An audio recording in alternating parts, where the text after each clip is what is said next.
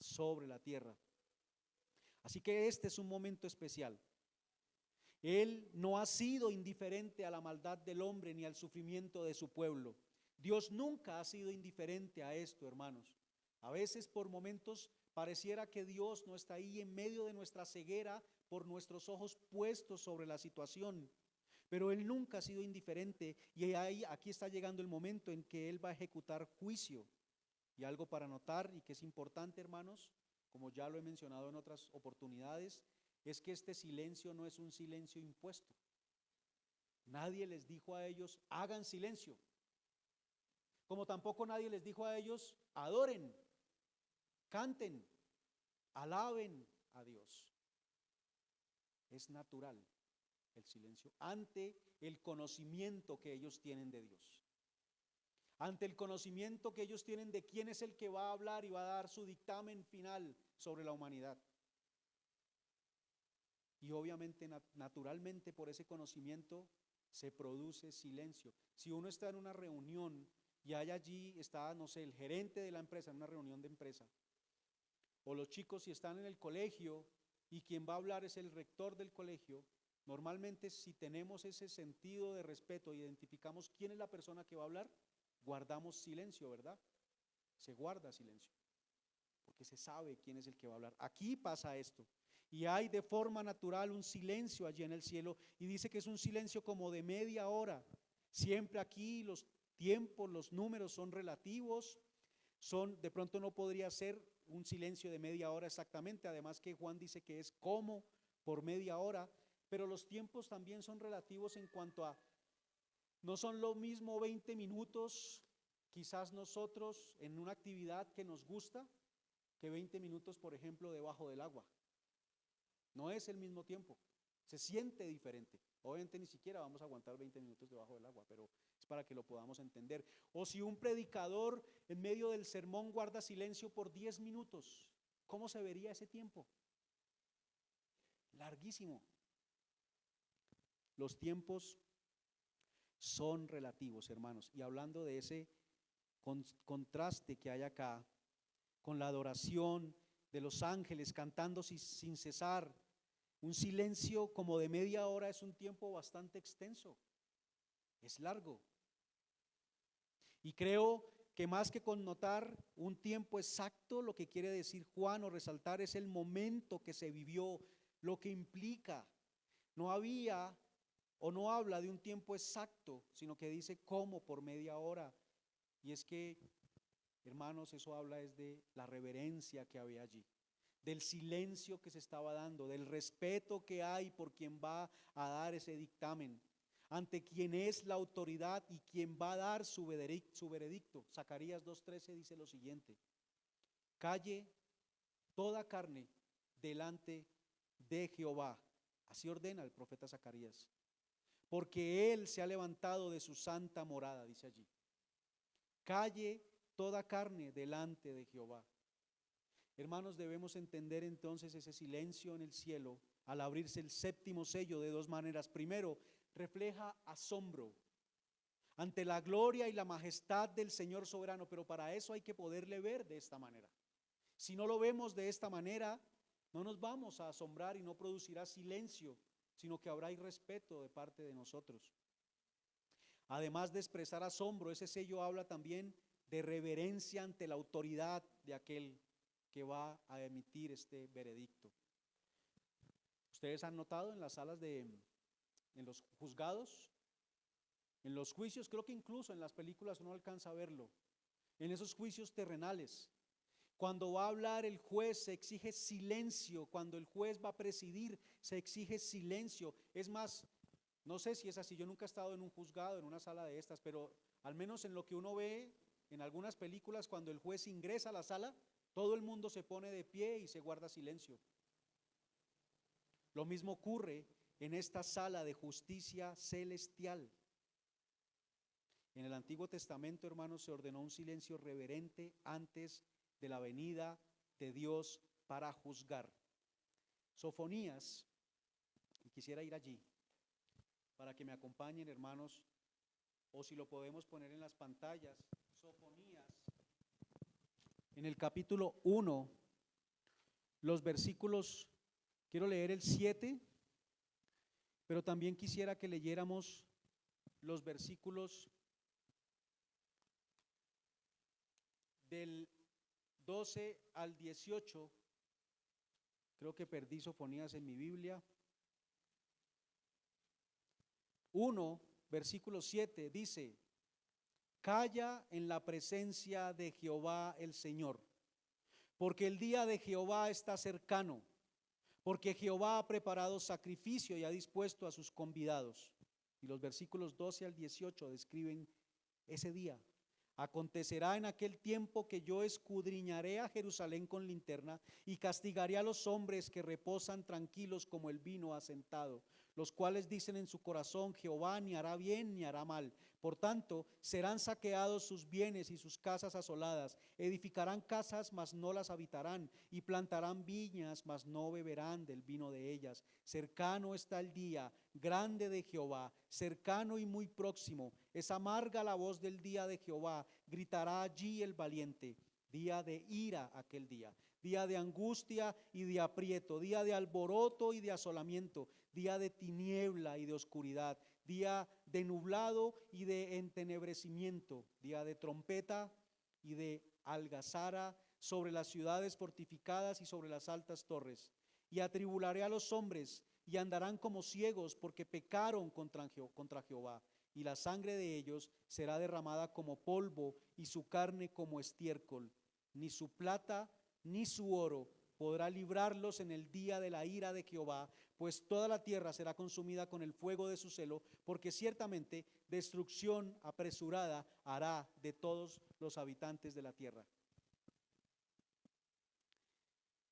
¿Qué palabras las que menciona este profeta, inspiradas por el Espíritu Santo? Dice Sofonías entonces, o proclama un mensaje de advertencia y de juicio de parte de Dios. Su misión es anunciar la ira de Dios. Sofonías exhorta a su audiencia a que callen en la presencia de Jehová, porque su día está cercano. Y eso es lo que estamos viendo en el capítulo 8. Ha llegado el día y hay un silencio reverencial, reconociendo quién es el que va a emitir juicio. Hay un silencio reverencial debido a la proximidad del día de Jehová. Las escrituras revelan un patrón de silencio, hermanos, asociado con el reconocimiento de la santidad de Dios y su justo juicio. En el Salmo 76, eso se lo dejo para que ustedes lo apunten y lo revisen en sus casas. Salmo 76, versículos 8 y 9. Habacuc 2:20, creo que lo vamos a leer más adelante. Sofonías 1:7 que acabo de leer, y Zacarías 2:13 que también ya lo leímos. Todos esos versículos hablan de un silencio delante de Dios y tiene relación con el juicio de Jehová. Así que, hermanos, cuando Jesucristo rompe, porque es Jesús quien lo está haciendo, rompe el séptimo sello, ahora todo el cielo puede ver el plan de Dios para juzgar la maldad de la tierra. Todo el cielo permanece en silencio ante la exhibición de la justicia de Dios. Hay reverencia en el silencio. Hay reverencia en el silencio ante la exhibición de la justicia de Dios allí en el cielo. Es Dios en su trono a punto de hacer juicio.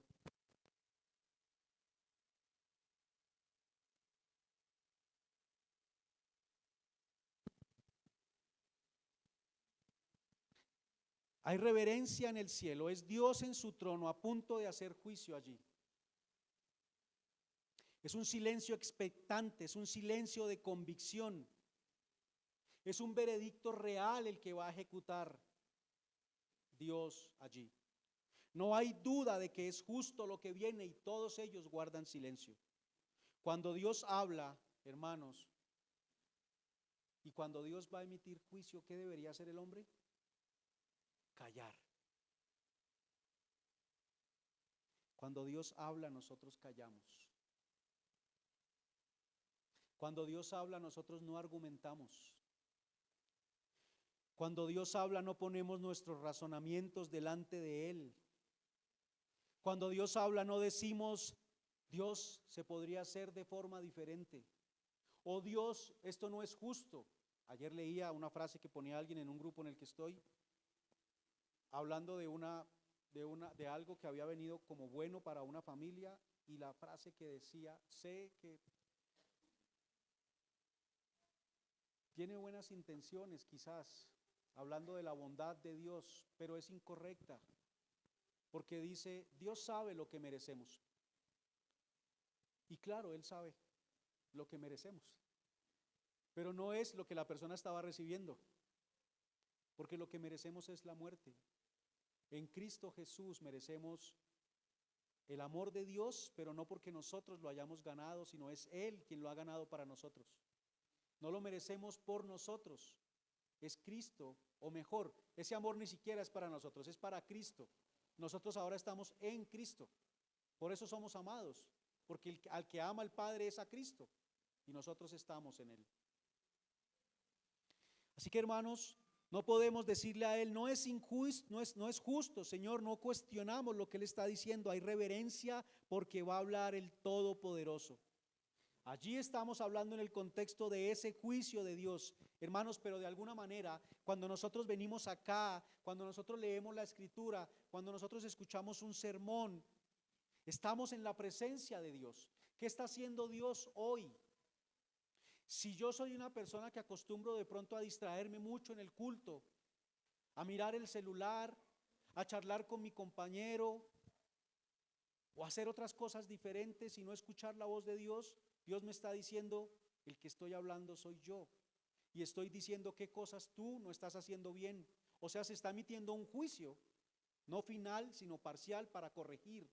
O sea, juicio sobre nuestras obras. Pero yo no estoy en silencio, no soy reverente ante Él, sino que lo que estoy es actuando de una forma irreverente. ¿Me explico?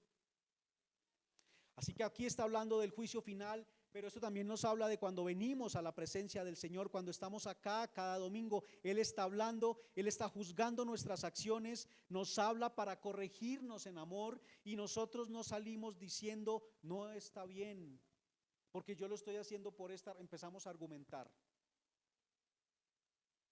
cuando lo que debemos hacer es aceptar en humildad la corrección de Él. Nosotros no somos tan buenos para oír, ¿verdad? Y menos cuando se nos quiere indicar algo que no está bien. ¿Nos gusta que nos indiquen algo? ¿Cuál es la primera reacción cuando nos indican algo que no está bien? Creo que nos molestamos, nos enojamos. Quizás el Señor nos lleva en su misericordia a pensar: bueno, sí, tiene razón, pero eso no es la primera reacción. La primera reacción es que nos enojamos, nos molesta. Ante cualquier acusación no guardamos silencio. Lo que muchas veces sale de nosotros es justificación, ¿no es cierto? Nos justificamos. O buscamos un culpable, y eso también hace parte de la justificación. Es que la culpa es de, y me justifico.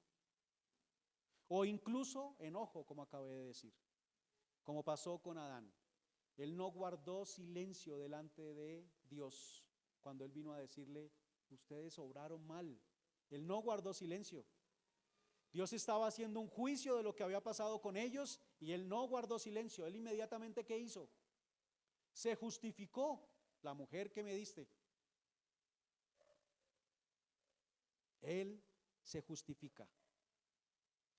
Hermanos, y en estos días en el grupo de hombres, ayer hubo ahí un tema que se trató. Cada quien es responsable de su pecado, eso es claro. Adán pecó y Eva pecó. Pero Dios viene a Adán porque Adán tenía responsabilidad sobre el cuidado de su esposa.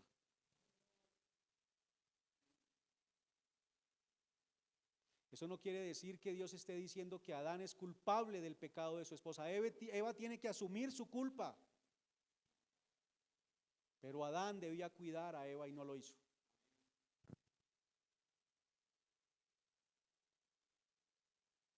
Todo eso proviene de nuestro orgullo, hermanos. Incluso aceptando que algo sí está mal, ¿no es cierto? Porque a veces decimos: bueno, sí está mal, pero buscamos alivianar la situación. Sí está mal, pero, y buscamos que no se vea tan mal, o sea, trato de no sentirme tan mal como me están haciendo ver que la cosa está. Y lo que vemos ante su juicio, hermanos, es que la actitud debe ser de humildad, reconociendo la autoridad de Dios y la sabiduría de Dios. Debo reconocerla. Eso obviamente hace parte de nuestro crecimiento, hermanos, de nuestra madurez, porque cada vez, la madurez, ¿qué significa? Que cada vez vamos conociendo mejor al Señor, lo vemos con mayor claridad, vemos su gloria de mejor manera, y esto hace que nosotros entonces reconozcamos quién es Él, la autoridad de Él, pero también su amor. Ese silencio entonces es frente a la autoridad de Dios.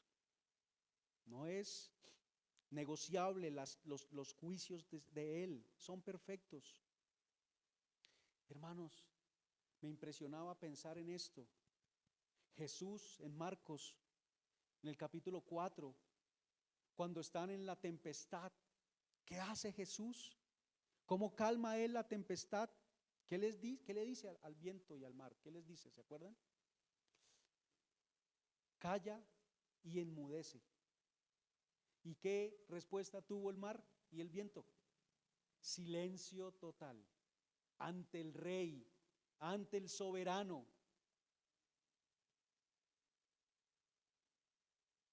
Eso es reconocimiento de esa autoridad, hermanos. Esa debe ser nuestra actitud ante su voz al leer su palabra. Esa debe ser nuestra actitud a su voz al venir al culto. Nosotros debemos estar reverentes, oyendo, amados hermanos. Creo que lo tengo más adelante. Yo sé que yo hablo mucho de un Dios de amor. Hermanos, me encanta el Dios de amor y yo hablo mucho a ustedes del Dios de amor. Pero yo no quiero llevarlos a que pierdan de vista al Dios soberano, que también obra con ira, que también traerá juicio. Esa no es mi intención, porque no podemos desequilibrar el conocimiento de Dios, no podemos irnos a un extremo, pero sí noto que muchas veces por ese afán de la autoridad del Señor perdemos de vista el amor, y por eso las relaciones entre nosotros a veces se ven afectadas. Si yo no reconozco el amor que el Señor ha tenido para conmigo, no actúo en amor. Si solamente veo un Dios de juicio, pues muchas veces actúo es con juicio hacia los otros y no con amor. No puede haber desequilibrio. Así que cuando yo hablo del Dios de amor es porque he visto que está muy marcado esto, pero no es para que ahora esto tome un lugar que no le corresponde. Tiene que haber equilibrio.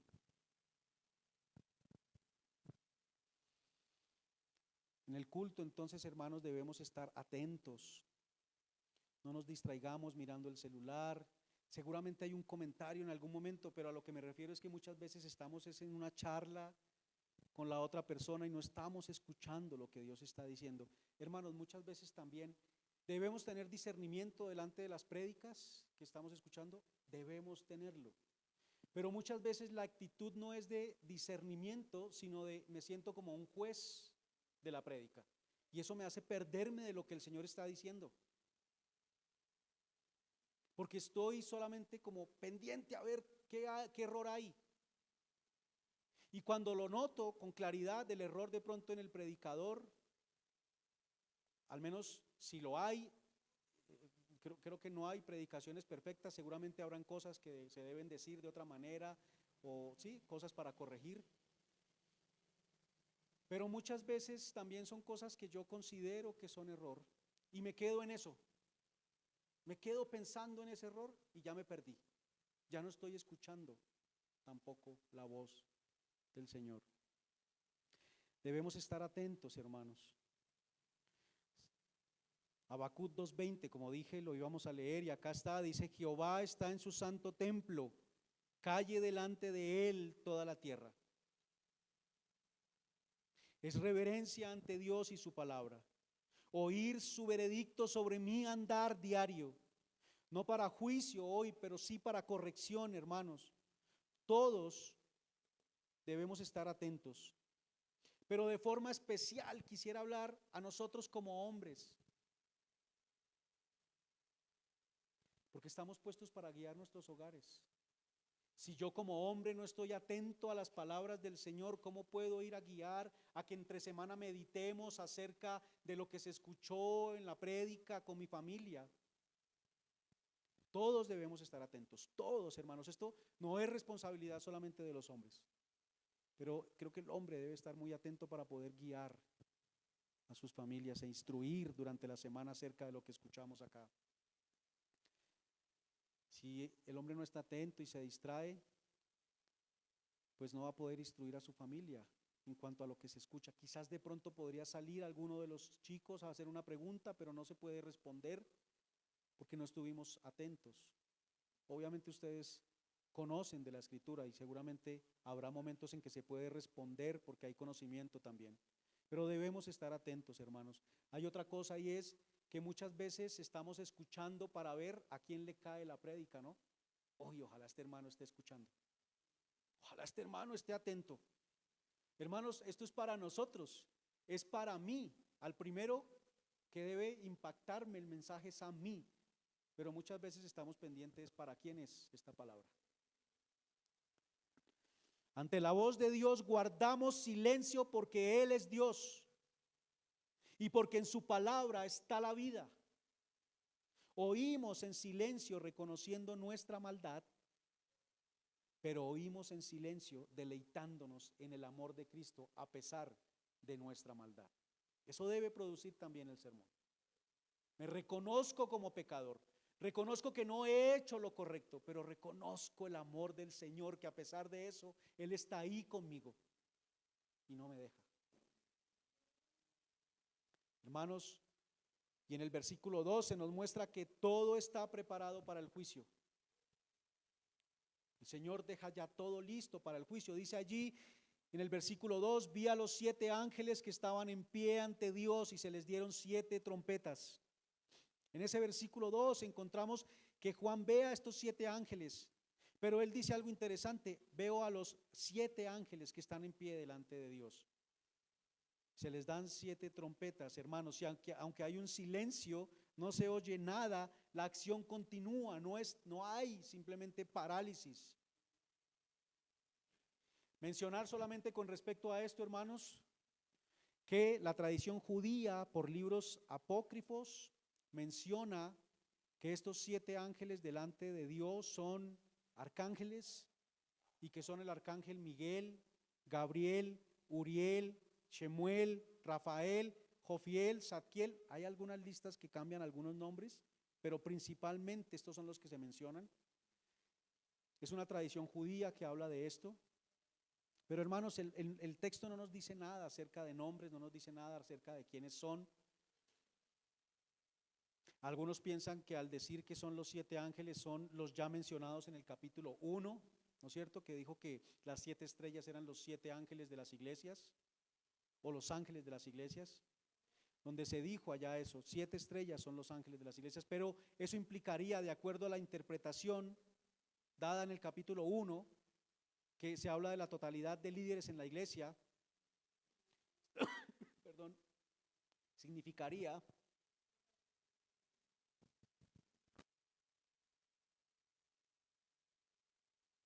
líderes también entonces frente al Señor, y no lo vemos probable. Más bien, hermanos, resaltar que es el número 7 nuevamente, y que ese número 7 ya hemos hablado de que es de lo completo y perfecto. Y podríamos decir entonces que ese 7 podría connotar la totalidad de los ángeles dispuestos para el juicio de Dios. Hablamos de las 7 iglesias y eran 7 iglesias realmente físicas, pero la connotación es la totalidad de la iglesia. Aquí se está hablando que es la totalidad quizás de los ángeles dispuestos para el juicio de Dios. El asunto, hermanos, es que no nos podemos distraer en este tipo de cosas. Está bien investigarlo, pero el fin, el centro de la predicación de Apocalipsis, del mensaje de Apocalipsis es Jesucristo y su victoria. Es el plan de juicio y redención de Dios. Por eso ellos están delante de Dios, porque el plan es el de Dios y Él lo va a ejecutar a través de sus siervos, de sus ángeles. Así que a estos ángeles se les dan 7 trompetas, hermanos, y ese versículo es la introducción a la descripción del juicio y la redención en esas 7 trompetas. Las trompetas son la totalidad del juicio y la redención de Dios. Esas trompetas son la totalidad del plan de juicio y redención de Dios. Primera de Corintios 15:52. dice algo bastante interesante para nosotros en cuanto a esto. Allá dice que en un momento, en un abrir y cerrar de ojos, a la final trompeta, dice, porque se tocará la trompeta y los muertos serán resucitados incorruptibles y nosotros seremos transformados. ¿A cuál trompeta? A la final trompeta. Y aquí se está hablando de las 7 trompetas. Y cuando leemos acá sobre la séptima trompeta, si nosotros lo vemos más adelante en el capítulo 11, los versículos 15 al 19, vamos a ver que hay júbilo, hay voces en el cielo, y lo que se dice es que los reinos del mundo han venido a ser de nuestro Señor y de su Cristo, y Él reinará por los siglos de los siglos. Nuevamente hay una culminación allí de toda la historia, del plan de redención, como ya la vimos en el capítulo 7. Nuevamente el ciclo termina para volver a iniciar más adelante en el capítulo 12. Así que hermanos, ese número 7 de las trompetas hablan de esa totalidad del juicio y de la redención de Dios. Y cuando leemos acá, entonces hermanos, acerca de esto también nos ayuda a aclarar que es un libro que se debe ver de esta manera, cíclico. Así que aquí, hermanos, uniéndolo con el versículo 1, había silencio porque quien va a hablar es Dios y lo que va a hacer es emitir juicio sobre la tierra. Y lo va a hacer por medio, ahora ya no de un silencio, sino por un sonido fuerte de 7 trompetas. Hermanos, los ángeles son mensajeros al servicio de Dios y son enviados para el servicio a favor de los que serán herederos de la salvación. Y en este contexto se les da un elemento que son esas trompetas, las cuales son muy usadas en el contexto bíblico. Las trompetas son mencionadas como instrumento de comunicación en la Escritura. Comunican algo las trompetas. De hecho, aún en nuestro contexto, ¿no les parece que hay también momentos en nuestra vida que hay toques de trompeta especiales para algo y comunican algo? En el ejército se toca este instrumento en las mañanas. ¿Quiénes estuvieron en el ejército? ¿Reservistas, hermano? Solo uno. Eso se nota. No, mentiras. Yo tampoco estuve. Hermanos, en el ejército se toca la diana, hermano, ¿verdad? En las mañanas. Y eso es un anuncio para que se levanten, para que inicie su jornada. También en las honras fúnebres y especialmente en los militares es tocada la trompeta para anunciar ese duelo. O sea que hay comunicación por medio de la trompeta. Acompáñenme, bueno, ya lo leímos, hermanos, mejor, o si lo pueden poner en las pantallas, por favor. Números 10, nuevamente. Del 1 al 10 ya lo leímos.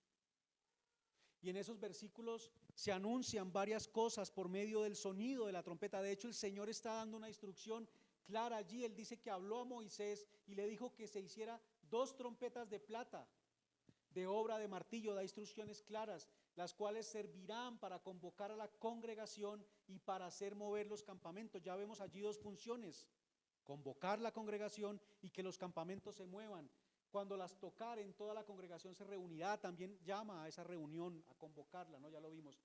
Y se reúnen ante el tabernáculo de reunión. Siguiente, versículo 4 dice, empieza a dar distinciones. Cuando se toca una, toda la congregación se reúne ante los príncipes y los jefes de los militares. Pero en el versículo 5 creo que dice que si la tocare por segunda vez, acá nuevamente habla de tocarla una vez. En el siguiente versículo, cuando la tocare por segunda vez, entonces moverán los campamentos de los que están acampados al sur. Empieza a dar ciertas distinciones en cuanto al toque, que es diferente uno del otro. Pero lo que quiero mostrar, hermanos, es que esas trompetas son usadas entonces aquí, según ese contexto de Números 10, para comunicar diferentes cosas: reunión, alarma, movimiento, para la guerra. Comunicaba gozo, porque también dice que cuando había celebraciones se debía tocar la trompeta. Incluso para invocar a Dios en medio de la guerra. Lo último de esos versículos dice que cuando el pueblo fuera a la guerra, se tocara la trompeta y Dios vendría para ayudarles a ellos y habría victoria para el pueblo. Se toca para invocar a Dios. Son sonidos, hermanos, del mismo elemento, pero con distinción para saber que indican algo, como lo dijo Pablo allá en 1 Corintios 14, versículo 7, que él habla acerca de si uno no sabe el instrumento de viento, qué tipo de sonido está tocando, cómo sabe lo que está anunciando. Son sonidos diferentes. En este caso, hermanos, este sonido que anuncia juicio de Dios. Estos sonidos de las trompetas serán anuncios del juicio de Dios. Anuncian la ira de Dios viniendo al mundo. Pero ¿qué inicia ese juicio? ¿O cómo inicia ese juicio? Mejor, ya lo veremos en 15 días. Seguiremos con esta prédica. Habla de advertencia también, así como sucedió en Egipto. Hermanos, Dios es un Dios tan misericordioso que Él no emite juicio inmediatamente final, sino que todo el tiempo está haciendo advertencia. Hermanos, que nosotros veamos las cosas que pasan todos los días, de injusticias, de relaciones maltrechas, como hablamos hace 8 días, de situaciones catastróficas en la naturaleza, como lo que está pasando en California. Todas esas cosas son cosas que el hombre debería ver y decir, hay algo que no está bien. Dios no creó el mundo para que estuviera de esa manera. Hay algo que no está bien. Y es Dios advirtiéndonos de que no estamos bien y de que deberíamos ir hacia Él, de que deberíamos buscarle a Él. Así que esas trompetas hablan de advertencia, hermanos. Así como lo vimos en Egipto, Dios enviaba a Moisés. ¿Recuerdan cuando vimos Éxodo? Dios enviaba a Moisés y le decía, preséntate delante de Faraón y dile, si no dejas ir a mi pueblo, esto es lo que va a pasar. ¿Qué es eso? Advertencia. Y después venía plaga, después venía juicio. Si no dejas ir a mi pueblo, si no te arrepientes, si no oyes mi voz. ¿Y qué hacía Moisés? Él argumentaba, él no guardaba un silencio reverencial ante su autoridad, sino que argumentaba. ¿Quiénes guardaron silencio acá? Las personas que estaban en el cielo, aquellos que conocen a Dios, que lo contemplan. Pero los moradores de la tierra argumentan contra Dios, ¿no es así? Nosotros argumentamos contra Dios, incluso ya como creyentes, pero específicamente las personas que aún no han venido a creer en Él, no hacen parte del pueblo de Dios, argumentan contra Dios e incluso dicen que es culpa de Él, que si Dios existe, dicen algunos, no pasarían esas cosas y no se guarda silencio ante su voz.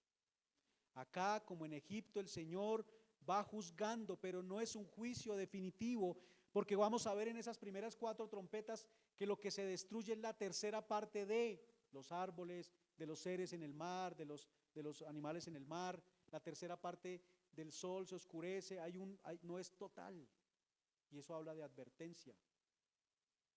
Habla de advertencia. ¿Recuerdan con los sellos también?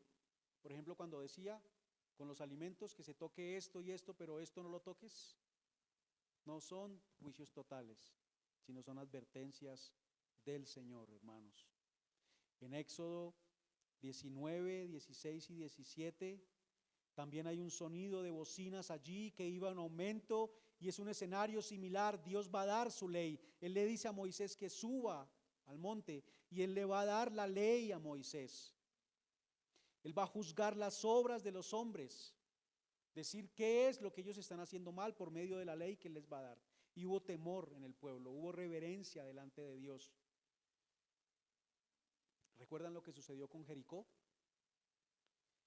El pueblo rodeando las murallas de Jericó, 6 días y tocaban la trompeta, y al 7.º día que hubo 7 vueltas y la trompeta se tocó 7 veces y los muros fueron derribados. ¿Qué pensamos que son esos 6 días antes del 7.º? Advertencias de Dios para Jericó. Y el 7.º viene la destrucción de la muralla. Hermanos, el Señor advierte. Dios advierte por medio de muchas cosas a la humanidad. Dios comunica autoridad, comunica soberanía, comunica su santidad, pero también comunica su misericordia y amor. Todo eso es su santidad, autoridad, su soberanía, comunica su ira, su molestia con el pecado del mundo, el aborrecimiento que Él tiene, pero comunica misericordia y amor por medio de esa paciencia que Él ha tenido. Esas trompetas comunican la santidad de Dios y advierten sobre el pecado del hombre y cómo su santidad no soporta el pecado del hombre y vienen consecuencias por tal razón. Hermanos, Dios es un Dios grande en misericordia y tardo para la ira. Nosotros debemos vivirlo cada día y ver eso. Señor, merecía tu ira esta mañana, pero tú actúas conmigo con misericordia. Me traes aquí con mis hermanos para hablarme de lo que no está bien en mí en vez de caer con el castigo que merezco. Él habló de muchas maneras, como dice Hebreos, por los profetas. También lo hizo por medio de ángeles. Después lo hace por medio del Hijo. Lo está haciendo hoy por medio de la iglesia, hermanos. Hoy Cristo está hablando por medio de la iglesia al mundo y el llamado es de urgencia y de advertencia a la humanidad. Es el llamado que hacemos y por eso hoy también debemos llamar a quienes estamos acá sentados. Si alguno no ha creído en el Señor, el día de su ira va a venir y debemos creer en Él. No solamente para salvarnos del día de su ira, pero hermanos, eso hace parte de lo que sucede cuando creemos en el Señor. Ese día no vendrá para nosotros de esa manera, como ira de Dios. Es necesario creer en Jesucristo.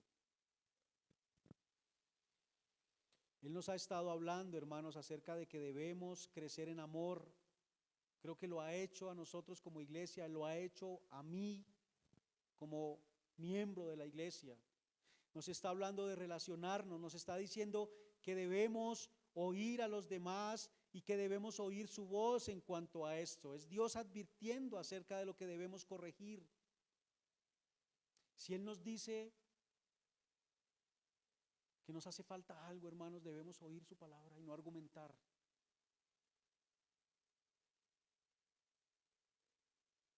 Porque son advertencias de Él. ¿Recuerdan lo que les dijo a la iglesia de Éfeso? Él no le dijo a la iglesia de Éfeso que perderían la salvación los cristianos, pero ¿qué les dijo? Si no vuelven a hacer las cosas como las hacían antes, con amor, sino solamente con un celo doctrinal que destruye al otro, lo aplasta con la doctrina, quitaré su candelero. Eso es advertencia también. Son advertencias de que algo no está bien en nosotros, son advertencias de que algo no está bien en el mundo y nosotros debimos oír de forma reverencial, escuchar sus palabras, rogarle al Señor para que nos ayude entonces con aquellas cosas que no estamos haciendo bien. Las primeras 4 trompetas, como veremos entonces, son advertencias al hombre de que las cosas no están bien y cuando conforme a nuestras relaciones también hay situaciones que suceden en nosotros, hermanos. Hermanos, por favor, cuando hablamos hace 8 días de que si una relación no está bien, eso se desprende de mi relación con Dios, ¿sí o no? ¿Creemos eso o no lo creemos? Yo no puedo pensar que, no, es que con los demás no me trato muy bien, tengo ciertos problemas en mi casa, con mi esposa, con mi esposo, pero mi relación con Dios está bien. No, hermanos, cuando hay situaciones marcadas, eso habla de que nuestra relación con el Señor debe crecer. Debe crecer.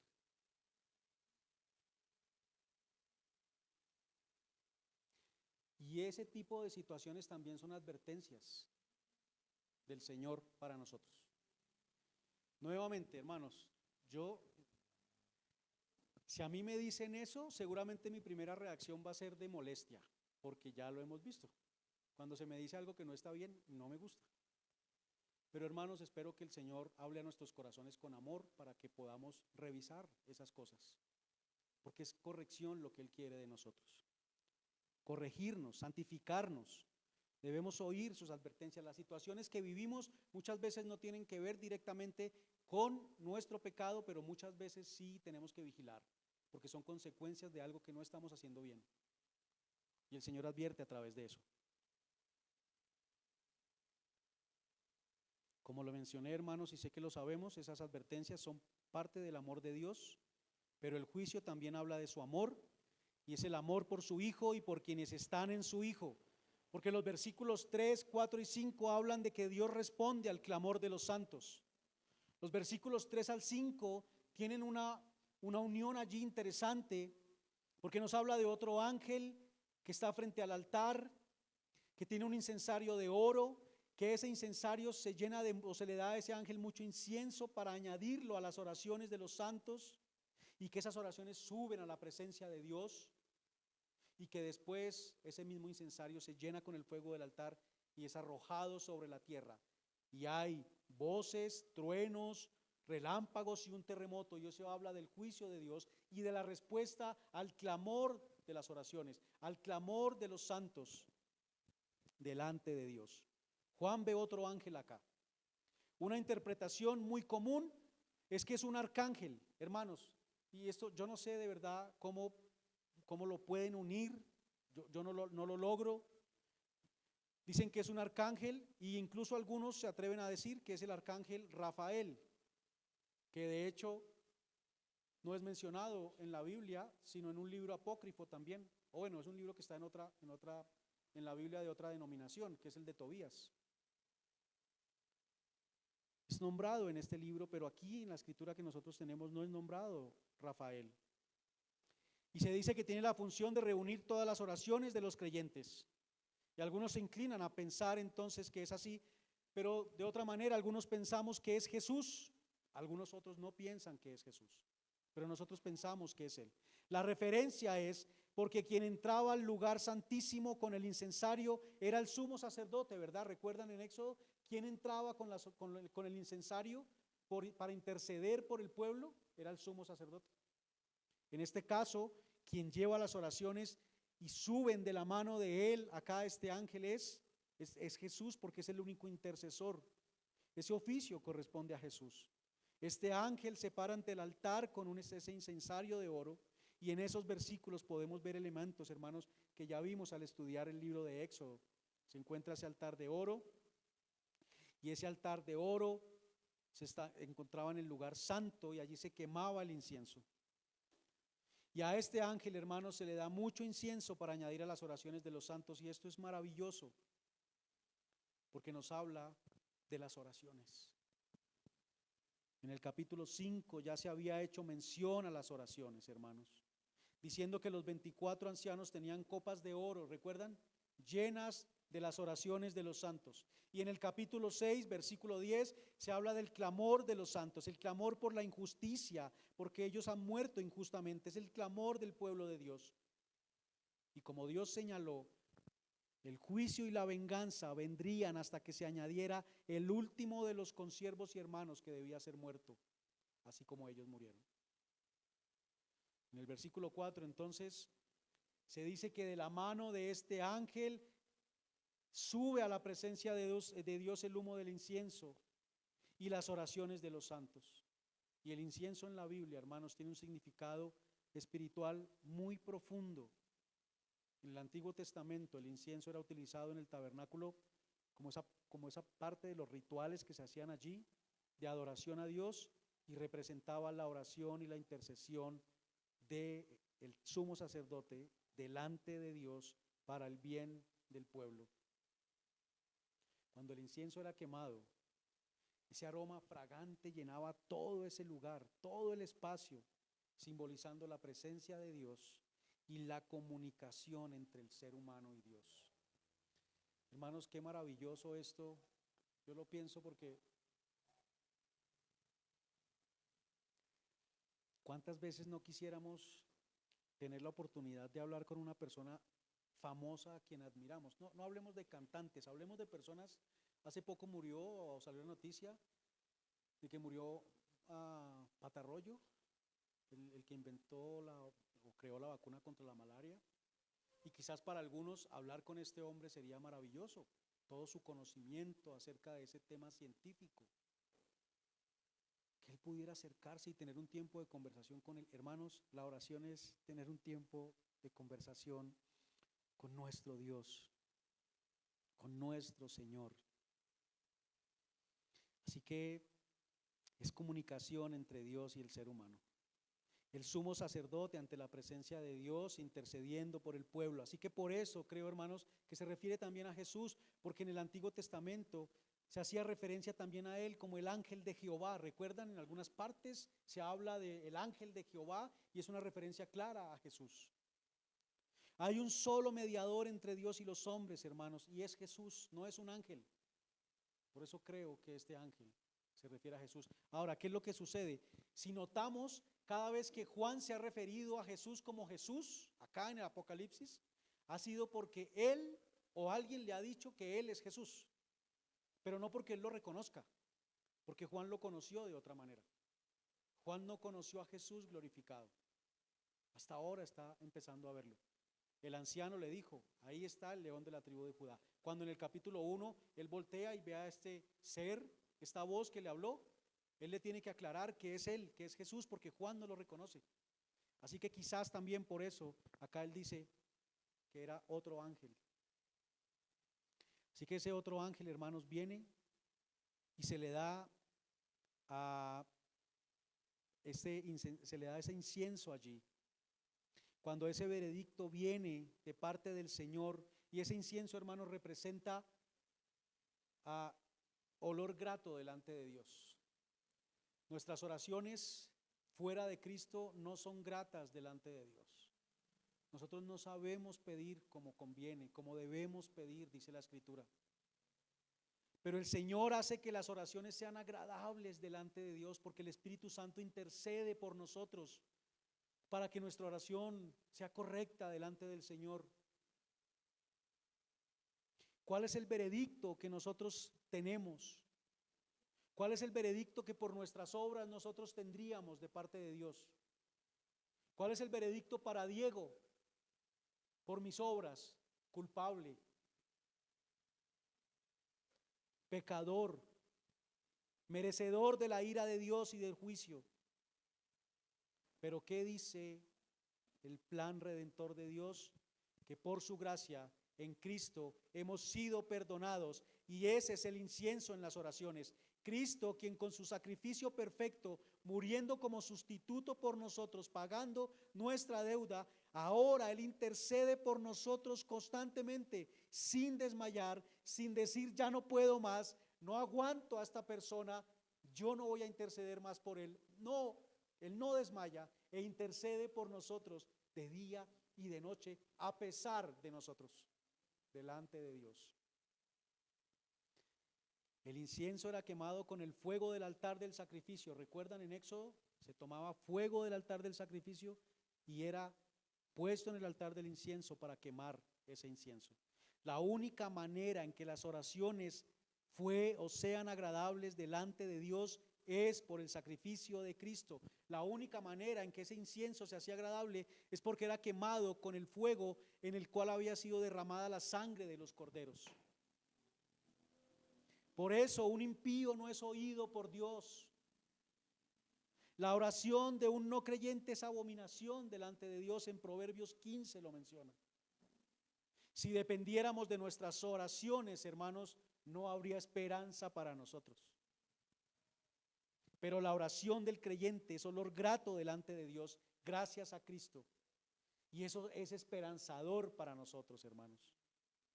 La oración debe ser vista como un privilegio, pero además como una responsabilidad que tenemos. Se nos manda a orar y debemos hacerlo. El intercesor efectivo ante el Padre es nuestro Señor Jesucristo, hermanos. Decía un predicador, no es un ángel, no son los hermanos, no son las vírgenes, es Jesucristo. ¿Eso me dice a mí entonces que yo no debo orar por mis hermanos? No, claro, yo oro por mis hermanos, pero yo no soy el que intercedo delante de Dios por mis hermanos. El que intercede es Cristo. Él usa mi oración y la hace agradable delante de Dios. Así que yo debo orar por mis hermanos. La oración mía por otros hermanos no tendría fuerza sin la intercesión de Cristo. Solo Él es el que intercede. Las oraciones nuestras muchas veces incluso apuntan a sostener nuestro tesoro en pie. Sin darnos cuenta, muchas veces oramos por el tesoro que tenemos en nuestro corazón. Cuando Jesús lo que le oró al Padre fue: Padre, guárdalos del mundo. Y cuando nosotros oramos por nuestro tesoro, oramos diferente a Jesús, porque quizás decimos: Señor, lo que quiero tener es lo que tiene el mundo. Cuando Él dijo: guárdalos del mundo. Es impresionante cómo los discípulos le dijeron a Jesús: enséñanos a orar, ¿no es cierto? No vemos un enséñanos a hacer milagros, enséñanos a sacar demonios. Le dijeron, o al menos quedó registrado en la Escritura: enséñanos a orar. Nosotros pedimos para gastar en nuestros deleites, dice Santiago, para gastar en los tesoros de nuestro corazón, pero por la intercesión del Espíritu Santo ahora podemos pedir correctamente, hermanos. Cuán importante es la oración. Pero nuestras oraciones sin Cristo serían abominación a Dios. No sabemos pedir, pero en Cristo ahora son incienso agradable delante de Dios. Solo las oraciones, hermanos, que tienen como fundamento el sacrificio de Cristo, son agradables a Dios. La oración, hermanos, es un privilegio que tenemos y es un medio de gracia por el cual hay intercesión por nosotros y por nuestros hermanos, por la obra de Cristo y la intercesión de Cristo. Hermanos, por medio del Espíritu Santo nosotros pedimos destrucción para nuestros enemigos. Eso pedía David, ¿recuerdan? En sus oraciones. Acá los santos claman por justicia y venganza. ¿Sobre quiénes? Sobre los moradores de la tierra. Yo no estoy diciendo que pido a mi vecino que siempre que salgo. No, ese no es mi enemigo. Mi enemigo es el pecado que me asedia constantemente, que me tienta a ir en contra de la voluntad de Dios. Y yo lo que debo orar es para que se destruya ese enemigo, el que me tienta a mí, el que me hace doblegar mi voluntad delante de Él y no delante de Dios. Así que, hermanos, si nosotros tenemos una lucha, debemos venir ante el Señor y orar, clamar como lo hacía David, para que seamos cuidados de nuestros enemigos, para que Dios destruya a estos enemigos. Y oramos, y el Señor intercede en medio de esa oración cuando oramos por los otros, para que sus enemigos también sean destruidos, que es el pecado que nos asedia. Es ese clamor, hermanos. El Señor no es indiferente a esto. Vemos en Éxodo cómo Dios le dijo a Moisés: ciertamente he visto la aflicción de mi pueblo que está en Egipto y he oído su clamor a causa de sus exactores. Por eso viene y les libera. Y en Génesis 18, hermanos, ¿se acuerdan allí la historia? Sodoma y Gomorra va a ser destruida. ¿Y qué dijeron estos varones que estaban allí? ¿O qué dijo Dios?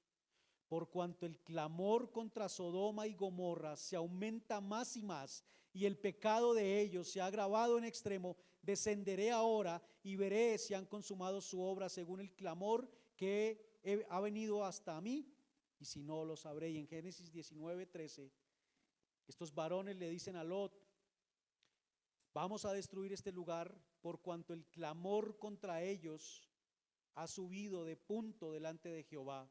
Por tanto, Jehová nos ha enviado para destruirlo. Hermanos, cuando oramos en medio de nuestras luchas con nuestro pecado, el Señor oye esa oración, porque es un clamor, porque si yo aborrezco mi pecado, estoy clamando para ser liberado de él. Ese es mi enemigo, y yo debo orar al Señor de esta manera, para que mi enemigo sea destruido, porque Él es el que tiene la fuerza para hacerlo. Si tenemos una lucha, debemos ir a Él de rodillas, hermanos, y clamar por su intervención, porque hay esperanza para nosotros, porque Él oye la oración de sus santos e interviene ante el clamor de su pueblo. Así que acerquémonos a Él en oración, hermanos. Clamemos a Dios.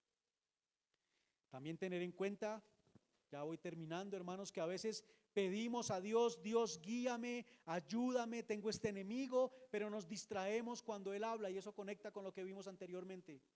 Si yo estoy orando al Señor, Él va a dar respuesta también. Y muchas veces en una predicación, en una lectura de la palabra, Él está hablándome para que me ayude a mí en el caminar o darme fuerza en medio de esa lucha que yo tengo, pero me distraigo, no guardo silencio, no escucho lo que Él está diciendo. Tenemos que tener cuidado con eso, hermanos. No endurezcamos nuestro corazón, dice el Señor. Oigamos su voz. No digamos esto no es para mí. Yo ya he pasado por ahí. Muchas veces, yo no sé si les pasa, hermanos, muchas veces creemos, no, yo antes era así, pero ya no. Y el Señor casi que inmediato permite una situación en la que vuelve y sale de nuestro corazón eso.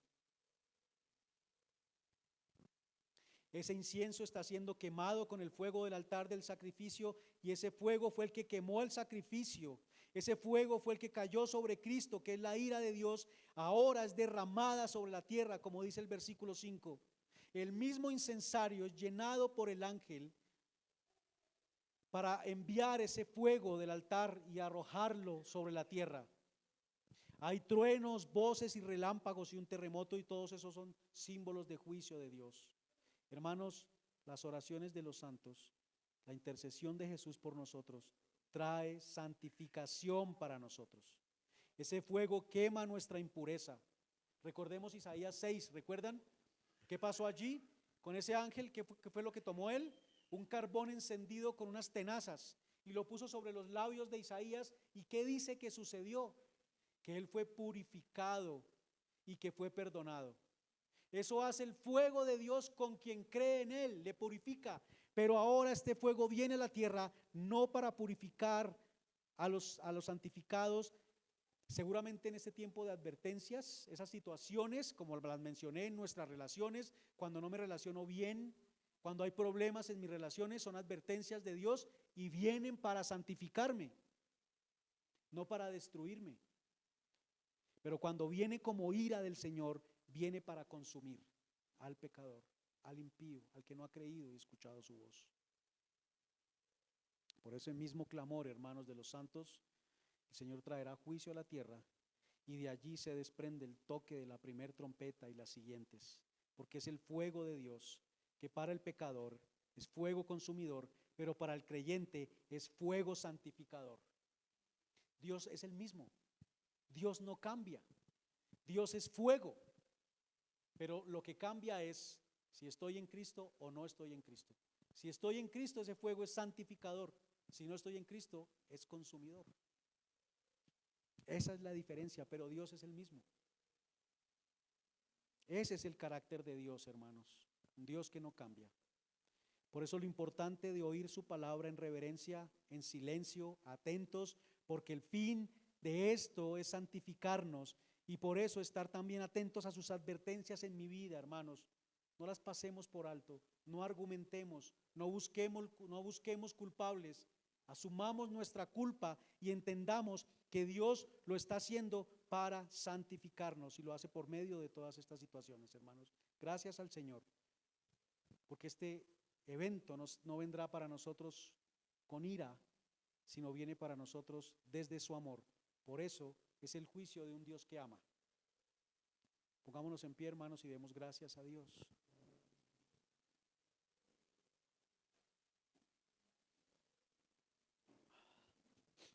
Padre amado, Señor, qué privilegio ahora que empiezo esta oración, Señor, y me llevas a meditar. Puedo llamarte Padre, Señor, porque tú así me lo has permitido. Porque tú, Señor, por tu perfecta voluntad me has llamado a hacerlo y a poderlo hacer de esta manera. No solamente para mí, sino para mis hermanos. También pueden llamarte Padre porque tú, Señor, lo has determinado así.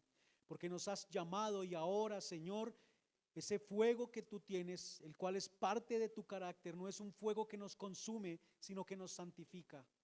Pero como vimos hoy, Señor, cuando tú emites juicio acerca de nuestro obrar, acerca de nuestro accionar, ese juicio que dice que nuestra obra es buena o mala, debemos guardar silencio y escuchar tu voz reverencialmente, porque quien tiene toda la sabiduría y conoce lo que hay en el corazón de nosotros eres tú.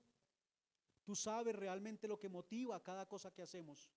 Tú sabes, Señor, lo que motiva que nosotros hagamos incluso cosas que pensamos que son para ti, y vienes y nos muestras si realmente las estamos haciendo bien. Ayúdanos a ser humildes, Señor, entonces cuando recibamos una corrección y que podamos meditar, Señor, y ser llevados a la santificación. Ayúdanos a estar atentos a las advertencias, Señor, que tú envías a nosotros para que podamos ser santificados, Señor. Que no busquemos argumentar, Señor, y decir, no, yo no soy culpable, yo lo estoy haciendo por esto, sino que en realidad escuchemos tu voz, Señor. Que el orgullo no nos domine, sino que sea la humildad, Señor, la que obre en nosotros. Ayúdanos, Señor. Ayúdanos, Señor, porque sabemos que nuestras oraciones no son correctas, Dios, porque nuestro pecado aún, Señor, nos lleva a pedir incorrectamente. Pero ayúdanos a tener, Señor, la confianza y el deseo de hacerlo, de orar, porque sabemos que así, Señor, no tengamos nosotros esa capacidad de orar correctamente, tú intercedes por nosotros. El Espíritu Santo intercede para que nuestras oraciones sean olor fragante delante de ti, Señor. Ahora podemos hacerlo de esta manera porque tu sacrificio nos lo permite, porque ese fuego que quemó al Cordero es el mismo fuego que enciende nuestras oraciones, y por ese sacrificio ahora son agradables delante de Dios, delante del Padre. Ayúdanos, Señor, a que seamos cada vez más hombres de oración, mujeres de oración, y que nuestros hijos, jóvenes y niños vean también cuánta reverencia tenemos por ti, Señor, al aceptar tu corrección. Que no les digamos solamente que eres un Dios soberano, sino que ellos puedan ver que realmente nosotros reconocemos tu soberanía y que reconocemos tu amor también para con nosotros. Gracias, Señor, por este tiempo, Dios, y gracias por esta iglesia, Torrefuerte. Bendícenos, Señor, como iglesia, y ayúdanos a hacer luz en medio, Señor, de esta tiniebla y oscuridad que agobia y llena el mundo, Dios. Que todo esto sea para la gloria tuya, en Cristo Jesús. Amén. Amén. Gracias, hermanos.